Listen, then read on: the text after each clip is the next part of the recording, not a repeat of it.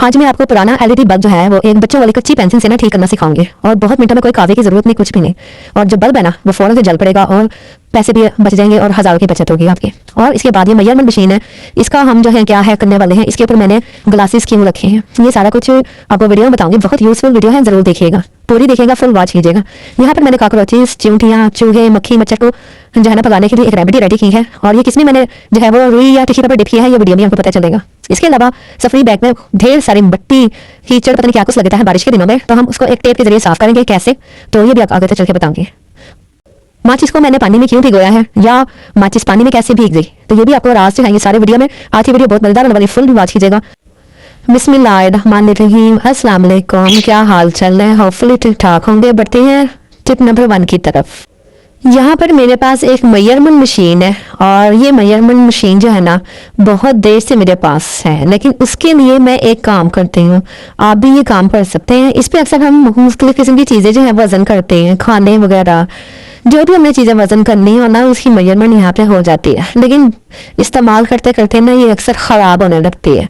तो हम क्या करेंगे, यहाँ पर ये जो इसके सेल है ना, यहाँ पर इनका काम है। हम मेजरमेंट तो करते हैं हर चीज़ की, लेकिन जब इस्तेमाल करते हैं ना इसको फिर इधर उधर फेंक देते हैं, इसका ख्याल नहीं रखते, तो ये सेलों में जो होता है ना वो नमी आ जाती है। तो जब भी आप इस्तेमाल करें, इस तरह के खिलौने होते हैं बच्चों के, टॉयज होते हैं और भी बहुत सारी चीज़ें होती हैं जो सेलों से चलती हैं, तो जितनी भी सेल वाली चीज़ें ना जब इस्तेमाल करें उसके बाद सेल निकाल के रख दें ताकि इसके अंदर नमी ना आए, और जब आपने दोबारा यूज़ करनी है तो सेल दोबारा से लगा लें। और फिर ये इस तरह जो चीज़ें होती हैं ना ये लॉन्ग टाइम चलती हैं और देर तक चलती हैं, ख़राब भी नहीं होती हैं।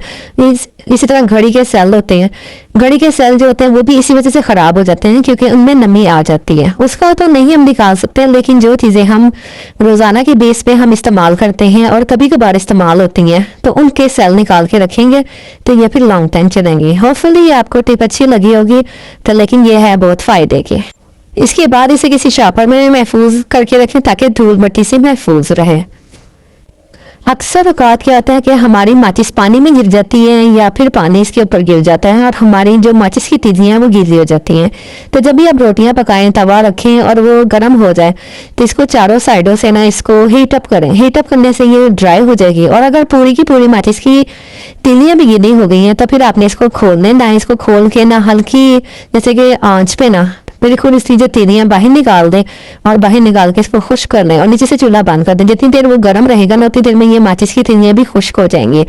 तो ये आप काम इस्त्री के जरिए भी कर सकते हैं। इस्त्री को अगर गर्म करें तो इस्त्री से इसकी साइडें वगैरह खुश्क की जा सकती हैं। नेक्स्ट टिप देख लीजिए, इसमें मैंने पुरानी मेडिसिन ली है और मेडिसिन जो होती है वो हाइपरटेंसी की होती है, ख़राब हो जाती है, हम उन्हें फेंक देते हैं।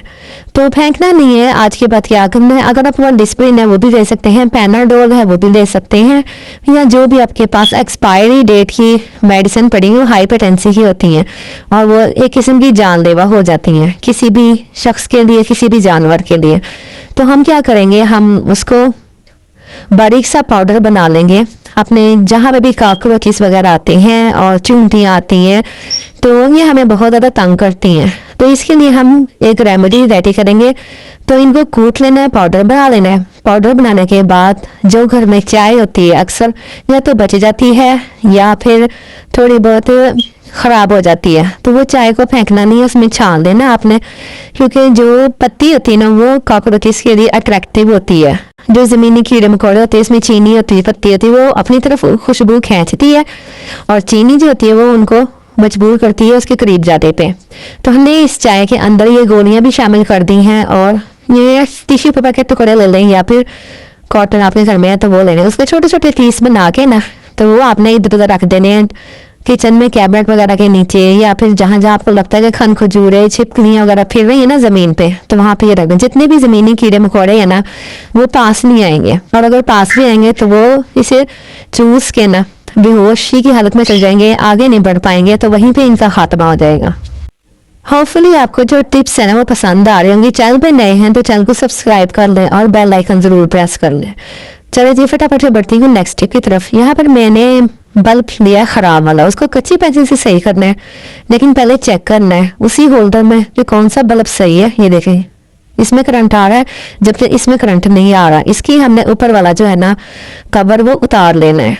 इस कवर को उतार के हम साइड पे रख देंगे। अब इसमें डॉट्स लगे हुए हैं, ये पहले भी रिपेयर हुआ हुआ है, ये ब्लैक निशान नजर आ रहा है काव्य का। अब काव्य हर एक के पास नहीं होता, तो मैं आपको इसका एक अल्टरनेट बताऊंगी जिससे ना आसानी से घर में बल्ब एलईडी वगैरह जो है वो रिपेयर हो सकता है। तो ये एलईडी हमने सही कैसे करनी है और कौन सी ऐसी चीज़ है जिससे पैसे वगैरह भी खर्च ना हो और हमारी एलईडी घर में ही ठीक हो जाए।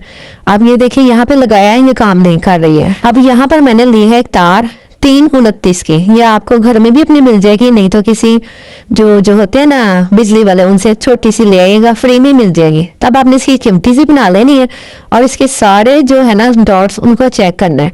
अब जो डॉट्स सही होंगे ना वो ऑन नहीं होंगे, लेकिन जो डॉट्स खराब होगा ना वो इस कैचर की मदद से आपको जलता हुआ नजर आएगा। तो अब सबसे पहले तो ये काम करना है आपने, और ये बड़ा काम एहतियात से करना है, बच्चों को पास नहीं रखना आपने कि या किसी बड़े भाई वगैरह या फिर वालिद साहब की हेल्प के साथ ये काम करना है।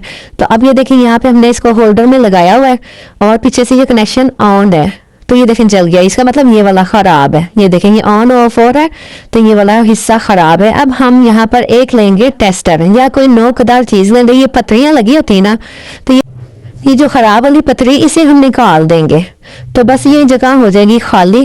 और फिर हमने इसके बाद बच्चों की जो कच्ची पेंसिल होती है ना वो लेनी है। अच्छा जी, अब इस कच्ची पेंसिल को हमने क्या करना है, हमने इसका सिक्का अच्छी तरह बाहर निकाल लेना है, शॉर्प कर लेना है, और जहां से वो हमने पतरी निकाली ना उसके ऊपर इसको हम रब करेंगे।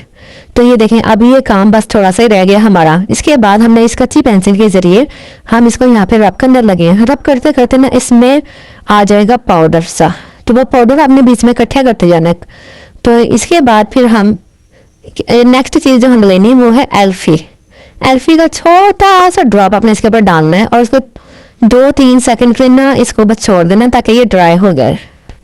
अभी ना एल्फी डालने से पहले ना मैं आपको एक बार चेक करवा देती हूँ ताकि आपको यकीन आ जाए कि ये जो हमने पेंसिल इसके ऊपर रब की है ना तो इसने काम किया, इसने वर्क किया है। तो ये देखें अब मैं इसको ऑन ऑफ करके बताती हूँ आपको कि ये देखें मैं यहाँ पे इसको होल्डर को सेट करती हूँ और सेट करने के बाद ना अब हम इसको इसके ऊपर रखेंगे। ये देखें साथ ही ऑन हो गया है, तो इसका मतलब जो पेंसिल का जो था ना पाउडर सा उसने काम किया है। तो अब हम इसके ऊपर एक छोटी सी चीज जो ऐड करेंगे वो मैं आपको पहले बता चुकी हूँ, वो है एल्फी। एल्फी का हम छोटा सा जो ड्रॉप है वो इसके ऊपर डाल देंगे और बस फिर हमारा जो बल्ब है वो ठीक हो गया है बिना किसी पैसे के और बिना खर्चे के। तो वैसे एक बात है कि जो बल्ब हम मार्केट से लेकर आते हैं ना उनकी टाइमिंग होती है कि बस उन्होंने ना 10 महीने चलना होता है, 12 महीने या 14 महीने, लेकिन अगर उसके बाद भी वो टाइम लगा देते हैं तो इसका मतलब है कि वो ज़रा थोड़ा सा अच्छा बल्ब है। और अगर रिपेयर करने के बाद भी ना बस वो 1 से 2 महीने चलेगा, ज़्यादा नहीं चलेगा, तो ये एट ए टाइम आपकी एक जो है ना वो मजबूरी को ख़त्म कर देगा कि सही करके हम इसको बल्ब रोशन कर सकते हैं जितनी देर ये चल सकता है। तो ये ज़्यादा लॉन्ग टाइम नहीं होता, ये इसका साइड इफ़ेक्ट है। और बच्चों से दूर और किसी बड़े की मौजूदगी में करना ये सारा काम। तो इंशाल्लाह ताला आपको ये वीडियो पसंद आई होगी। पसंद आई तो चैनल को ज़रूर सब्सक्राइब कीजिएगा, बेल आइकन ज़रूर प्रेस कीजिएगा और नए नए जो है ना लोग उनके साथ भी शेयर किया करें। फिर मिलते हैं नेक्स्ट वीडियो में। अल्लाह हाफिज़। देख लेते हैं नेक्स्ट टिप। इस तरह के ट्रैवलिंग बैग अब हर घर में होते हैं जिसके पीछे स्टैंड लगे होते हैं और नीचे व्हील लगे होते हैं, लेकिन नहीं देखने में बहुत खूबसूरत लगते हैं, लेकिन इनका एक मसला ये होता है कि चाहे बारिश हो, चाहे रास्ते खराब हो या जो भी हो, तो इनको ना ज़मीन पे रख के ही ले जाना पड़ता है। तो फिर क्या होता है, फिर इनके जो व्हील्स होते हैं ना वो खराब हो जाते हैं और भी वजह से इनके ऊपर दाग धब्बे भी लग जाते हैं कीचड़ के, बारिश के और रास्ता जो खराब होता है उसके। तो मैं आपको एक आसान सा हल बताने लगी हूँ कि जब कभी आप बाहर जाएं इस तरह के बैग आपको ज़मीन पे रख के चलाने पड़े और बारिश भी हो रही हो, कीचड़ मिट्टी लग रही हो, तो ये इन पहियों को हमने कैसे महफूज रखना है इन चीज़ों से। चाहे वो स्कूल बैग हो, बच्चों के स्कूल बैग में भी लगे होते हैं व्हील्स वगैरह, और इसी तरह ट्रैवलिंग बैग में भी ये लगे होते हैं। तो फिर हमने इसको मड से कैसे बचाना है और किस तरह इसको महफूज रखना है, तो हम बाजार से ना एक सिंपल सी टेप मिलती है जो कि थोड़ी सी मोटी होती है, तो वो इनके ऊपर अगर कवर कर ली जाए तो वो किसी भी कलर में आप ले लें।